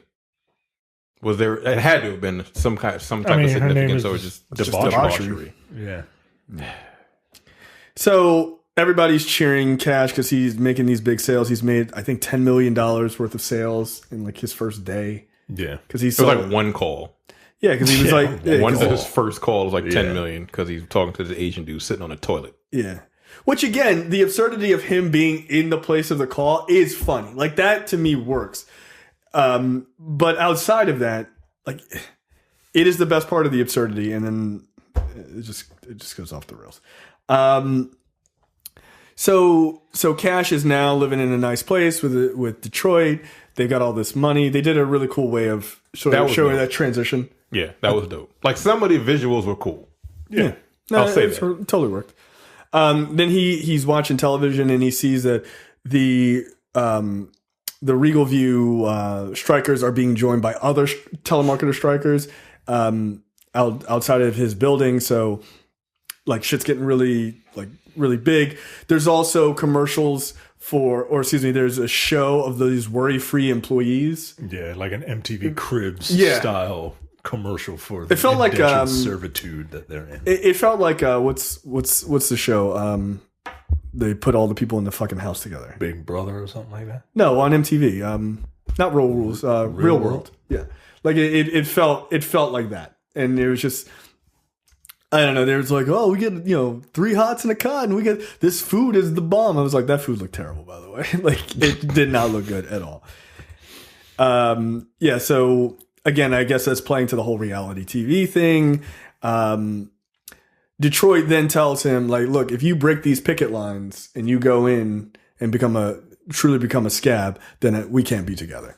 And like a black man who's got to pay bills, he's like, nah, I gotta go. So he leaves. Then we see him trying to get into the building. They've got like armed security, literally hitting people in the face with batons and shit to get in the building. He gets in just fine, and he continues doing what it is he does. Then the next day he does it, and he gets hit in the head with a Coke can. Yeah, With the have a Coke and a smile thing. Yeah, becomes a thing. this woman who looks like Taylor Swift threw a Coke can That's and hit him. And what's funny is, the gag plays out later on, but she's at this thing where, down with this corporation and then she gets a sponsorship by the Coke Corporation to use her likeness and shit like that. So, Which is okay with her because Right. it's time to make money. right. Like, Again, people ain't shit, yo. Like people's morals are easily tested. yes. Like, I mean, like the $1 Million Man said, everybody's got a price. they do. What's your price? Okay, I have no idea. here's the thing. How much would it take? Could they pay you enough to sell out and talk shit about black people on Fox News? No, No. not at all. Most certainly not. What about It's not built CNN? that way. Just as a conservative. I'm not gonna pretend to be something I'm not. Like, this is different. With Cash, he's actually good at this, right? Yeah, but he's also, I mean, he is good at it, but he knows what he's doing is morally bankrupt. All right. selling slavery. I mean, Yeah. Okay. I can't. But they signed the contract.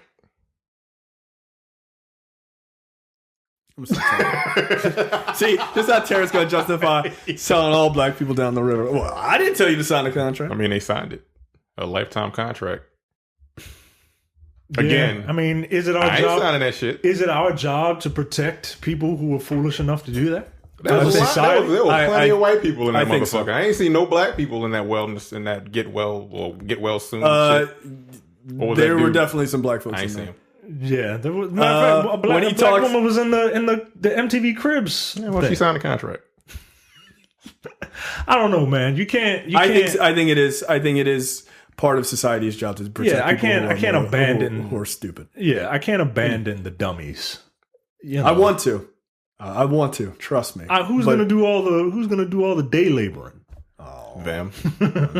Well, I guess so. Yeah, they signed Lifetime that. contract. I mean, you know what, Tess? You might be right. Like, I don't know what to tell you. Yeah. Nah, I feel like it's society's job to protect people who are too stupid to know better. I think that's true. Well, there's a To great a point. to a point. Yeah. You know. I mean, even his uncle was about to do that shit. Was thinking about it. Right, yeah, because he was in a desperate situation. Like, I don't believe he was stupid, No, he wasn't stupid. but he was in a desperate situation that, you know, he just and he even Cash was like, "Nah, you don't want to do this."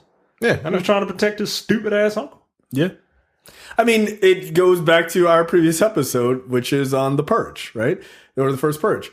That people were literally signing up for $5,000 to do the purge because they had no other options. Right. So it is corporations and governments taking advantage of people based on monetary gain, right? Or the potential for monetary gain. Which I think is a valid conversation to have.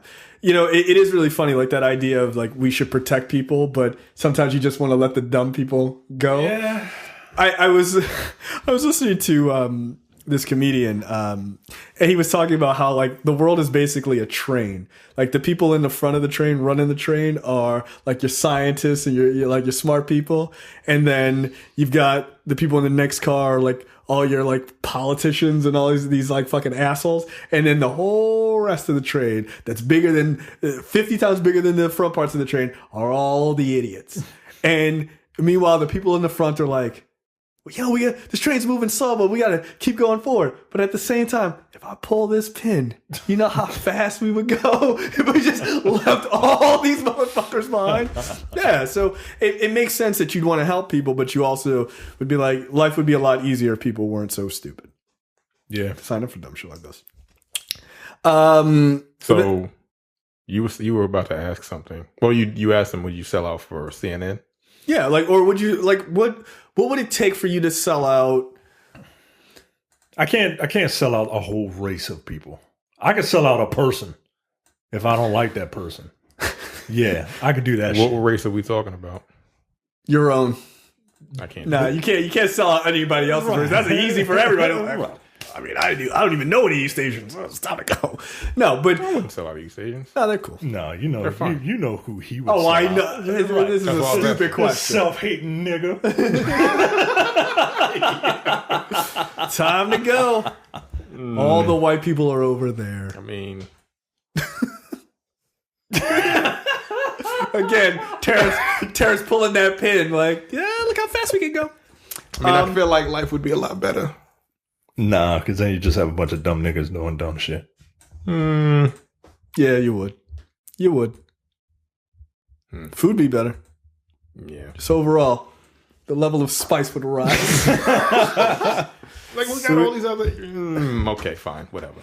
No, we got plenty of issues in our own community. Yeah, we do. No, I agree with that. But like, I feel like a lot of them would be alleviated A lot of it would be. had the. Okay. It's a different movie. Yeah. But I do think I it's. wouldn't sell out more. I couldn't. Like, I never understand. I can respect someone disagreeing with like having a different viewpoint far more than like there's certain like black folks. I'm like, you don't believe the shit you're saying. You don't. Like you can't. You can't. Like what? Come on, stop it. But like I can definitely understand there being like black conservatives, but I cannot understand like black people who pretend to be conservative, like that woman Candace Owens. No, I think she's pretending. I think she's 100% pretending because she was liberal a couple years ago. She ran a liberal website a couple of years ago. But that, free People can't thinking. change? What's that? People can't change? That's what she argues. I think it's convenient that you change for money. That's all I would say. Yeah, people can change. I used to be religious. I'm not anymore. But you know what? It didn't take me getting to sign a fat contract before I was like, you know what? Maybe I'm done with this whole thing. That's what happened with you. You just follow the money. She'll be liberal again when that's monetarily beneficial to her. And you know what's fucked up? We will embrace her. Not we, but the collective we. Not me. No, I don't. Look, I'm not re-embracing Kanye West either. No. No, because he thought he was slick. That's what he was doing. That's actually a pitch perfect example of somebody who is using race in the moment to try to garner some sort of like more powerful perspective or more powerful position. No, and now now the midterms are coming up. I felt like I was being used. I'm back on your side. You no, ain't you're not. stupid, nigga. Like, come on. But people buy it. That's what's weird to me. I think we as black folks are far more trusting than I think we should be on some things of other black people who are shady, is what I should say. Now, we're far more trusting than too many of everybody. I feel like that. Yeah, I think it's true. Like, we forgive way more than everybody else. You think that's because of Christian values? I do. I think there's a lot to do with it. I don't know. Maybe. But at the same time, there are a lot of people that I don't think are Christian that do the same shit. I'm like, oh, you cool again. Like, nah, yo, you can't. That nigga was talking bad about us for the last 6 months. Yeah, but he has a hot beat on that one song. And that's what it is. People want to justify. People like stuff, and they want to justify why they like it. Like, you can like stuff and just call that guy an asshole. Yeah, that's very easy to do. Yeah. Yeah, I never understood like writing off people's like bullshit. Oh no, it's not that big of a deal. Yes, it is. Because if it was somebody you didn't like, it would absolutely be a big deal. Yeah, right. If it was a country music singer who was just like, nah, fuck black people, I'll rock for Trump, you'd be like, no, fuck this dude. But because it's Kanye West, because he makes a couple beats you like, no. Yeah, he's a genius. No, he isn't. I think that's one of our issues. Like, we forgive way too easily. I agree with you. We forgive way too fucking easily. Oh, make sure you forgive one of these shooters who killed all these black people. No. I'm not forgiving that nigga. Like, no. No. Give me a reason. And even if you do give me a reason, I still don't trust I'm you. not required. like, no, I don't trust it. Nah, yeah. I mean, that was the whole thing when Dylan Roof killed those black people in the church. Oh, we forgive him. No, I don't. I hope he dies in jail by the electric chair. And I don't even believe in capital punishment. Oh, he got death penalty. No, I wouldn't. He did get death penalty. Did he? Yeah. Good. When's that happening? Is it going to be on paper? Death penalties. They should put that shit on TV One. Have Roland Martin live broadcast. TV One, Bounce, BET, all that shit. Centric. Right. Wait, I don't even know what that one is. It's like local fucking black Century? television. Is that what it's called? Centric. As an Afrocentric. Afrocentric. Oh, or Afrocentric. That's funny. Centric. Put it on all of them. Coming up right after Carl Weber's family business, the execution of Dylan Roof, everybody. Live. All right. Sounds great. So then we go to Detroit's art exhibit on Africa, where then she just gets pelted with shit and treated like garbage. Yeah, and this was weird. Was it? the new fuck you. Yo, this is art school 101, man. Like, it just is. It's just absurdist behavior. Even Cash's friend is like, he's literally doing the thing that my dog does when I make a noise that he doesn't understand. He's like, like, what the fuck is that? And she's got gloves over her vagina and over her breasts. And the second she reveals that, like 9 people in the audience all take a drink at the same time. They're like, oh, shit. Do you feel like her character is a hypocrite because she puts on a white voice? Yeah, she put on like a British accent. I'm like, what the fuck? Hello. Yeah, to sell her wares. To sell her stuff. Yeah, she is a hypocrite. And then she gets on stage and get hit with shell casings. Cell phones and cell phones, bullet casings, and water balloons filled with like pig's blood or some shit. I was like, what? Yeah, again. What's the point? I mean, that was over my head, I guess. I don't understand what that shit was. No, there was nothing to understand. She Like blood diamond. I don't know. She was about Africa, and she was talking about some kind of mineral that they use for cell phones to work from Africa. I was like, okay. Again, I paid attention. Again, but it's just too much. This is a lot. what the fuck is this? Yeah, this is a lot. And again, Cash runs up there and he's like, you don't have to do this to yourself. You know, you don't have to debase yourself or whatever. And she's like, no, get the fuck out of here. Like, you don't get to tell me what to do and what not to do. And so he's like, she basically was like, get. And yeah, he bounced. So don't you have to go to work? And then we hit the part of the movie I think is where I officially hit my line. I think this is close to this is it. So Cassius goes to the party that Steve Lift, Armie Hammer's character, the CEO of Worry Free, and this is where I thought like we would have our turnaround. Like we had, our hero has to see the error of his ways. It's got to meet the true villain, right? I figured this would be where, I mean, technically he does, but I figured it would stop at the rapping, right? Like this is where he would be like, "Yo, I can't do this shit anymore," right? Yeah, look, I gotta tell you, that scene really super bothered me. Yeah, it made me mad, boy. So the rap scene. So I laughed my ass off. I swear to God, I was crying laughing. Like I was like, that was the funniest part of the movie to me. I mean, because I get it, right? Because it's true, right? Like, yeah, no, it is true. It's true. I was bothered by it, but I wasn't. No, I didn't. I did not laugh. No, this was the part that went on too long. This is the part that I'm talking about. Okay, so I was like, it was funny. And I don't think it was supposed to be, but I'm a fucking asshole, and I just whatever. And then I was like, "Yo, this is going on way too fucking long. Okay, this is not funny anymore. Can we please move on?" So Mario Hardwick's character, the part before you continue, the part prior to him rapping, I was like, "All right, this is pissing me off." But then once he got on stage, I'm sure he could do a rap. Come on, buddy. I was like, rap. Yeah, I've been like, I would have stood up and I would have walked right out of that fucking left. Yeah, I would have quit. I'd have been like, bam, and I would have walked out. That would have been my line right there.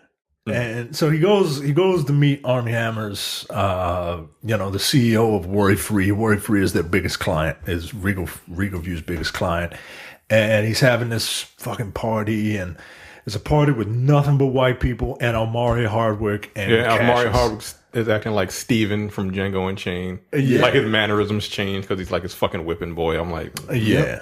And it's really weird because Omari Hardwick, while he's not a tall dude, he's a thick dude. Yeah, Omari is not very tall at all. No, he's not. He's like 5'8". And Armie Hammer. I agree. That's pretty short. Armie Hammer's like 6'4". Right. Yeah, he's a big huge. fucking dude. Yeah. Right. So they go to that party and he's like, "Oh, you got to meet the man of the hour," and buttering him up. And then the spotlight. This is my fear. This is why I don't hang out with a bunch of white people.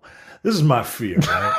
Like a bunch of, like, he is sitting there by himself on one side of the room, and all these rich white people are sitting on the other side, and they're judging him. And they're not just judging him. They want him to tap dance. Yeah, they want him to fucking. They want him to tap dance. Yeah, play some fucking spoons. Right. Yeah. And this is what I see when I see a room full of white people. This is your fear? Yes. That they will ask you to rap. That I will be confronted by shit. I mean, but that's essentially what they do. Yeah. No, I know. It's like, you're from Oakland. You would tell us how you bust a cap in somebody's ass. It's Yeah. like, nigga, I've never held a gun. Like, nigga, I was in Death Note, nigga. That's an anime. I'm a nerd. Yeah, I'm a giant fucking nerd. Oh, shit. So, yeah, they're asking him all this shit, and then they're like, "I bet you know how to rap." And then everyone just starts chanting this command, because it's a command. Yep. Rap, rap, rap, rap. And then he goes up and he's like, "No, I don't know if I can." And they're like, "No, rap, nigga." So he goes up and he's like, "My name is Cassius, and I'm here to say," like Fruity Pebbles in a major way. That would be the best I could do. I'd be like, nah. I mean, it's better than what he did. Yeah, his was pretty bad. He got an assist from a white person in that crowd. And he was like, all right, let me eat. And he just throws something off the top of his head, and he just starts rapping, nigga shit, nigga shit, nigga shit, nigga. I mean, it's funny. Nigga, that shit had me rolling. And it's catchy. Like, it's super catchy. And I mean, and I gotta feel like I was not okay with this. I gotta feel like that is what, but I've never heard Boots Riley's music before, but I have to imagine that is just 100% Boots Riley commenting on the state of black music. Oh, 100%.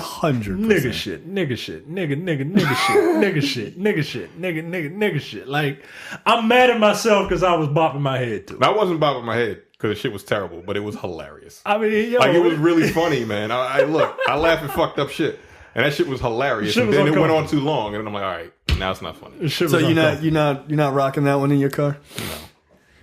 No, I'm good.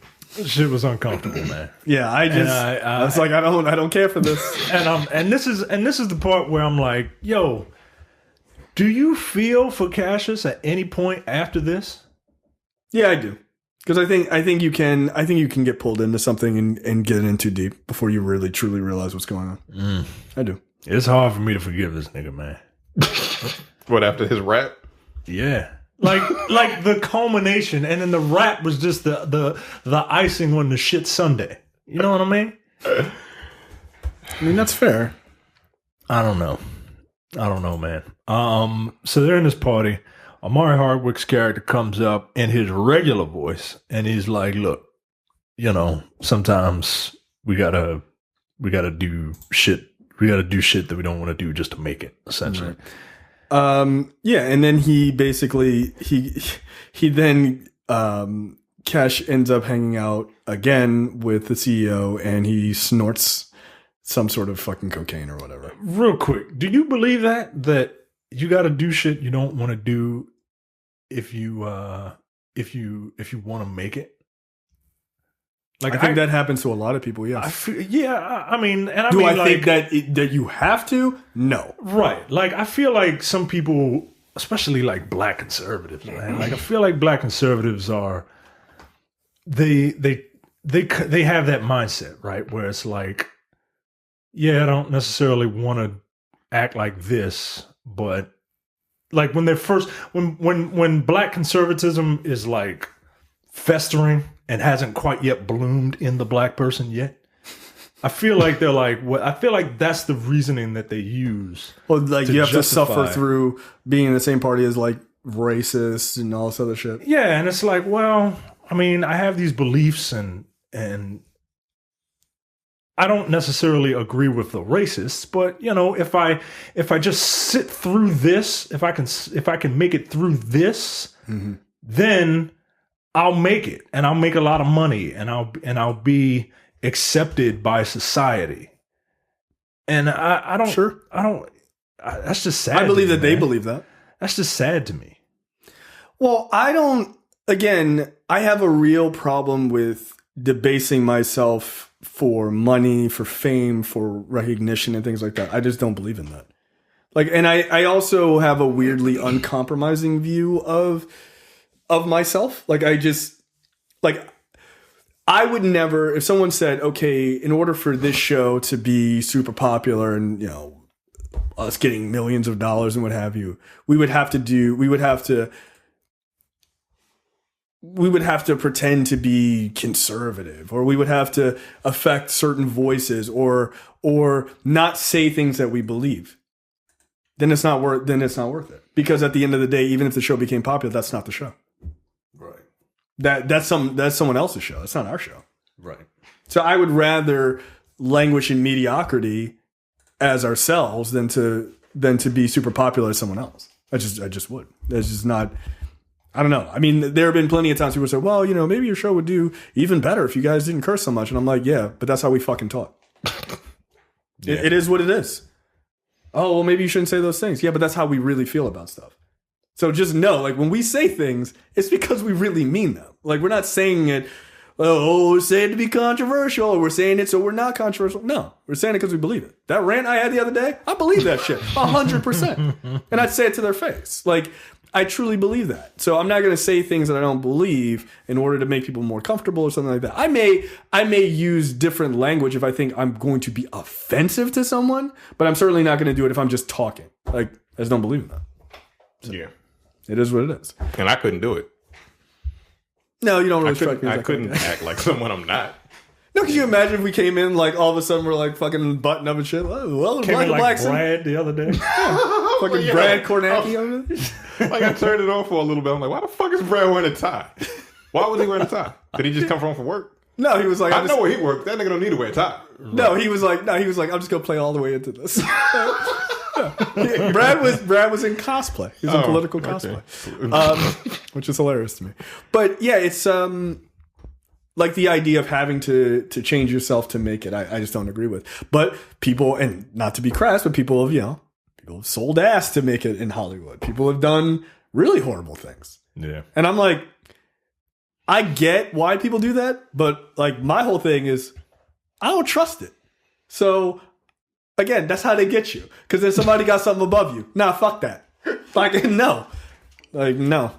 Absolutely not. Like, that's why I never understand when people are like, oh, the only reason why that person made it is because, like, they must have sold, they must have just, like, that's like a whole thing when, especially when black people make it, black men make it in Hollywood. Oh, they must have, had sex with all these gay dudes in Hollywood to make it and all that stuff. I'm like, you sure about that? like, wait, what? Is that a thing? Is that yeah, so it's absolutely a thing. Are you kidding me? Absolutely. When black actors come out of fucking nowhere and people are like, I don't know about this person, that's immediately a fucking stereotype. All the time. Wow. Yeah, it's crazy. And I'm like, they could just like be talented. But yeah. But some people do. That's why it's a real thing. It's like there are people who have slept their way through to get into Hollywood. Wow. So people believe shit like that. Nah. No. Unless it was like, hey, Rosario Dawson wants to sleep with you so you can make it. Okay. You got me. Oh, you're the worst. You're so diabolical, Rosario Dawson. You're so diabolical. Tell your friends. Yeah, so he feels like he's selling himself out. At a certain point, he goes in, he meets with Steve Lift, and Steve's like, hey, man, you should like fucking do this cocaine with me. He does, which, no. I'm never doing cocaine, guys. Don't care how much money I have. Don't care what circles I'm in. I'm not doing cocaine. Because I just feel like I'd be addicted to it immediately, and I don't need that kind of life. I don't want to be a fucking crackhead. Nope. So he does the cocaine, and then he goes to look for the bathroom, and then he ends up finding these horse people, hybrids, horse-human hybrids, called Equisapiens, and they're screaming for help. They're all chained up. I thought he was hallucinating. That's what he thought. Yeah. And like a number of them come out and they're like, hey man, what's going on? And he runs and he's like freaking out and everything else. And he runs into Steve Lift and Steve's like, nah, you wildin'. Like, you good. No, he tells him. He tells him. He has to take a piss, and he tells him to use the jade door.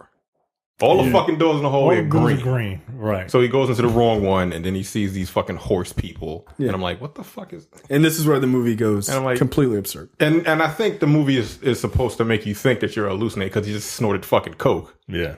And then what's his name comes back with a gun. He's like, I told you to use a jade door. It's like, nigga, this shit is jade. He's like, no, that's fucking like olive or some shit like that. I'm like, that's very clearly olive. Yeah. Nigga, shut up. So then he brings him back into the room to watch a video. Yeah, and then they were basically like, look, see, it's totally fine. It's no big deal. So the video is basically says that, yeah, human beings are human beings. Like, they get tired, they need, sleep and food and all that. We've developed this process to turn people into human horse hybrids that are stronger and don't need as much food, hopefully don't bitch as much. He made sure to say that. And so, yeah, this is the future of the workforce. Yep. To have Equisapiens. And I don't know. I think it's amusing. With giant cocks. Yeah, because this guy's obsessed with horses, right? And his plan for Cassius is to this is fucking absurd. to have him be the Martin Luther King of Equisapiens, but working for the slave master, essentially. So you will give them a false sense of hope. Right, because he's like, we'll make these things. They'll get friendly with one another. They'll develop a culture. They'll become a whole new race of beings. They'll eventually rebel. So we want to implant you as a horse nigger to keep morale just high enough to keep them working, but low enough that they won't uprise. Yeah. And he's like, I'll give you $100 million for 5 years of work. And then we'll give you the super secret serum to reverse the process. And Cassius was like, yeah, you sound like you just made that shit up. Yeah. His secret serum. Yeah, his blackness kicked in like real bad. He's like, nah, no. I'm not going to take the drug and then hope that you have something to reverse it. No. No. Right. So yeah, this guy, all right, and look, the horses obviously represent a number of different things, right? The obvious, they're bigger, they have gigantic penises. Right. Oh, okay, they're black slaves, right? Right, of course. They're also and I guess I was looking at the credits, horses are also on the logo for the Teamsters Union.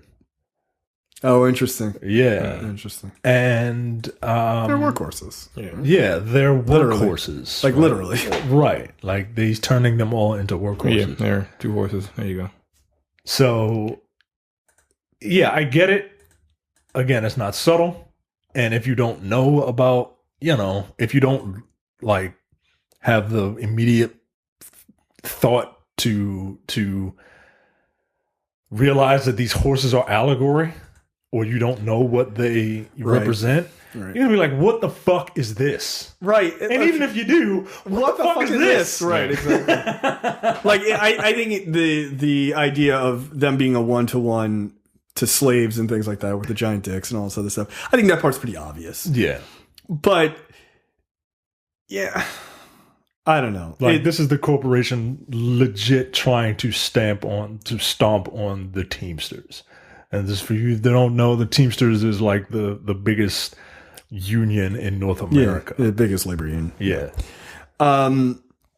So they can be slightly corrupt, but like at the same time, right, like every other corp, at the same time, like, every group of human beings over like 10 people. Right. They're fair to workers. Yeah, that's their whole thing. That's the whole thing. Like, right. And this is him. And they'd probably kill Jimmy Hoffa, but that's he's somewhere in Jersey in a concrete slab, but that's fine. He had to go. So Cassius is freaking out. He's got to go. Oh, and he's also at this point he's realizing like, okay, he's now back on board. Like, this is fucked up.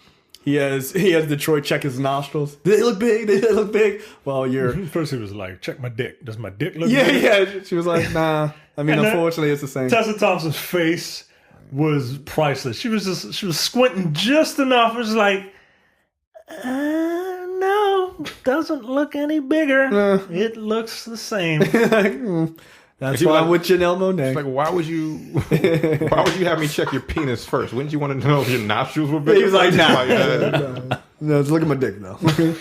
Come on, girl. Hey, what about your boy?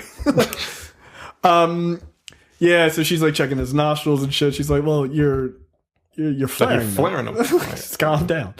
And, they get back together and they fuck. But then she's like, no, we can never do this. And I'm like, yo, look, Tessa Thompson. We can't be casually having sex. That is not a thing that's going to happen. I don't care what crazy scenario universe this is. This is not okay. Fuck a brother's whole life up. Stop it. So then there's a W. Kamau Bell cameo. Yeah. I don't think he's funny at all. Neither do I. I just don't. Yeah. I mean, he makes perfect sense to be in this movie because he is not funny. I'm sorry. I think he's really smart and makes really poignant political points. I don't think he's a very good as a stand-up. No, I just don't. As a host, he's fine. As a stand-up, yeah. not so much. He reminds me of Reminds me of someone else. Yeah, he reminds me of somebody else. Yeah. Who was that? I don't know what you're talking about. Yes, you do. I don't. Just take a second. I don't want to take a side. I get what you're talking about. Because I don't. It's so funny. I don't want to take a second. Yeah. Again. Y'all might have to tell me. Honestly, I don't know what you're talking about. Okay. Seriously. Y'all might have to tell me off We will. off here. Okay. All right. So what's this? So Cassius is like, yo, we gotta get the truth out there, right? Like Right. It's the X-Files. Like the truth is out there, and we gotta. That's what I meant. There you go. Yeah. Absolutely. Okay. We're on the same fucking page. That's funny. I honestly wouldn't. Yeah. Okay. So he's like, we gotta get the truth out there. Call the papers. They find evidence, right? They find video evidence of the horse people Because he lost his phone. because he lost his phone, and Tessa Thompson checks her messages because she got a phone. Yeah, because he met him. She was like, I didn't want to. She was like, did you check it? She was like, it was 3 a.m. I assumed it was something lewd. I didn't want to watch that. She just didn't. So they find proof of the horse people, and Cassius goes on that shit kicking show. I just got my ass kicked. Yeah, I just got my ass kicked, and he's like, I gotta show you this video. He's like, well, in order for us to do that, you gotta get beat up and then dropped into the shit tank, and then he does that, and he's covered in shit. It's disgusting. And which is weird. He looked like some weird like teddy bear. Yeah, I was gonna say like a dog, but Yeah. So it gets exposed to the world. The world sees what the fuck yeah, and Worry Free is doing. he gets to go on Live Talk with Jimmy and Breakfast in America and all this other bullshit. And all of a sudden, with the news of this breaking out, all of a sudden, Worry Free stock skyrockets. America stinks. Hey, this guy's genetically modifying people for slavery. Yeah, you This guy's making an efficient workforce. Yeah, and that's all they care about. That's all they care about, man. And so he comes back to Stephen Ewan and his homeboy, and they devise a plan to try and stop. They build concrete people in the way of the in the way of the Worry Free employee, on the way of the power callers trying to go to work. And then they get the football guys to come and tackle and beat up the SWAT team and everything else. Everything just kind of devolves. The movie really sputters out at the end. That's what I'm saying. Yeah, that's what I'm everything saying. just kind of devolves, and there's fighting, but we don't really know why they're fighting. Like, the problem is with Worry Free, not with the telemarketing firm, right? Yeah, not with Regal View. Not with Regal View. I mean, yeah, I guess you still want to, Regal View. Worry Free is still a client of Regal View, but they're selling slavery, Right. So I guess that's the argument. But it would make sense that it would go after Worry Free instead. Yeah, but all right. There's a lot of fighting. At one point, Cassius gets trapped, knocked out, and thrown in a paddy wagon, which I just found out is racist, apparently. Paddy wagon? Yeah, because it's what a paddy is, a drunk Irish person. Yeah. And you throw a bunch of drunk Irish people into the paddy wagon because, no, it's not a paddy wagon. Oh. No, I'm still say paddy wagon. Yeah. No, I'm sorry. That's funny. It is. And matter of fact, now that I know that, I'm going to say it more often. Yeah. Why don't you put those drunk Irishmen in that paddy wagon? Right over there. Right. Where they belong. Hey, look, why don't you put them drunk niggas in the nigger cart? All right, whatever. Yeah. It's going to be what it is. Look. It is what it is. Look, if you keep saying, if you still teach your kids eeny, meeny, miny, mo, you racist than a motherfucker. Get out of here. Yeah, read up on the lyrics of that. So until we stop with that, we'll continue with paddy wagons. Right. You ain't gonna have black people calling each other tigers. No, they don't call each other tigers. They call each other niggas. Catch a nigga by the toe. All right. That's what we teach kids. Isn't that fucking crazy? It's wild. In 2018, we still like, you didn't mean. Nah, don't teach your kids that rhyme. It's not okay. It's fucked up. You could tell that the movie is kind of sputtering out because we're talking about nursery rhymes. So yeah, it's true. So they're fighting, and the Equisapiens have joined the fight, and Cassius is freed by one of them. He was like, "Thank you, we are honored to be." And the Equisapien was like, "Yo, I'm from Oakland, yo. Yo, my name's Demarius, my nigga." Right. That was Forrest Whitaker, by the way. Was it? Yeah. Doing the voice, at least. Oh, okay. Yeah, his eye looked fine. I was spitting it there. So Yeah, so Detroit and Squeeze and all of them are there, and Detroit and Cash get back together. they get back together. Yay. The Cash gives his boy the car that he was rolling around in. Cash bought a Maserati. Yeah. Yeah. Cash bought a Prius. Nah. He's trying to go back to Regal View now that they have a union. What? Right. That doesn't make any the fuck is the sense. point? It doesn't make sense. Do they get rid of power collars? Right. Do they still sell slavery and weapons? Like, all right. Because slavery and weapons are still being sold by someone. Right. Worry free Still exists. Right. So what happened? Nothing. Nothing. So is the point of the movie that you can't stop capitalism? Because if that's the point, then why are we here? Then what? Right. And Especially if your hero is the one who So is he goes taking back. over the car payments, or did he just buy that shit outright? I think he bought it outright. That's how I much mean, money he was the making. upkeep on that You motherfucker. still gotta. I can't afford the upkeep on that. I can't afford the upkeep on a Maserati. Yeah. And I got a real job. What, you got to pay insurance, bro? Yeah. You live in On a Oakland. Maserati? You working? You working at Cutco? Yeah, like nah. There ain't enough penny cutting knife or penny cutting pair of scissors to afford that. Get out of Right. here. So he moves back into the garage, and all of a sudden, you Should have bought a house. See how you yeah. fucked up? Dumb Should have bought a house while you had all that money. Stop renting. And all of a sudden, what's his name? Cash's face starts transforming into an Equisapien. Yeah. And got enough money we get on a post-credit scene of Cash's coming to, I guess, murder Steve Lift. Yeah, as leading a the full-blown Equisapien. yeah, leading the revolution. Yeah. So now he's an Equisapien and he can't be a normal person anymore. Because I assume that the life-changing, the shit that change you back is not real. Yeah. The super secret serum? No, Yeah. this shit ain't real. Yeah. But I guess Tessa Thompson will be happy because he has a giant dick now. She can fuck a horse, man. That's the end of the movie, guys. And that's how it ends. That's how the movie ends. That's how it ends. There was such there were many points where this movie could have been really, really good, and it's fine. I had high hopes for this movie. Yeah, my hopes were a little higher than what this movie was presented. I still found enjoyment out of it, but it don't come for Spike Lee. Yo. Nah, yo. Don't don't come do for that. Spike Lee. Spike On Spike Lee's worst day, he's Clean still your a ass better up. film. Clean you up. Stop. And that's the thing is, I'd like to see more from Boots Riley, but But until then, don't do open that. your mouth, don't do that. because this wasn't good. I didn't like this at all. Again, it's fine. And going through it again, I started with a 3. I think I'm going to put it probably at a 2.5. Somewhere between a 2.5 and a 3, but I thought it was fine. I was not blown away. I mean, I see it mentioned as one of the best black films of the year. No, it isn't. No, It isn't.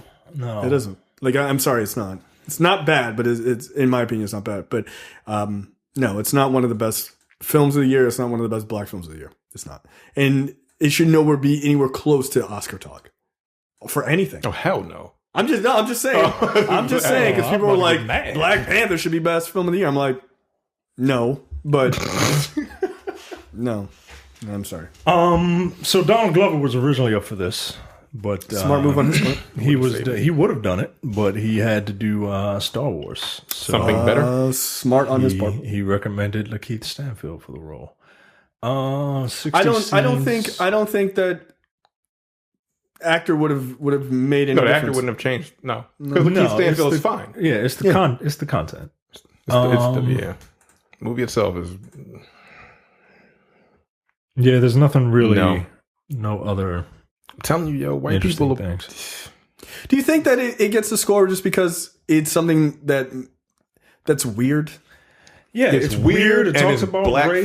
folks. It's like people of color are like the leads in it, and then you don't get that often. Yeah. And I again, agree. critics are fucking pretentious assholes. They can be. dug deeper, way deeper into this shit than they needed to. because it really wasn't that fucking deep. I mean, I probably. I don't think. I think if you listen to like if he has like a Blu-ray with commentary, there's probably far more that we just didn't get that he was trying to express that he didn't do a good job at because whatever the fuck. Right. But no. I mean that's my thing is I think that. Like, I like to think of myself as a pretty smart person. Like, I got the point. I got the point about capitalism and slavery allegories and things like that. I got all of that in the gig culture and all. I got all of that. I just didn't think it was, like, mind-blowing. I just didn't. It's not. I just didn't think it was mind-blowing. I don't know. But, all right, there you go. That's episode 141 for Sorry to Bother You. We will be back with another preview episode next week. See you. Take it easy. Bye. You're watching the Black on Black Cinema YouTube channel. Make sure you check out our full reviews of black movies, past and present. And every other week, we do a preview episode where we talk about a random topic that affects the black community.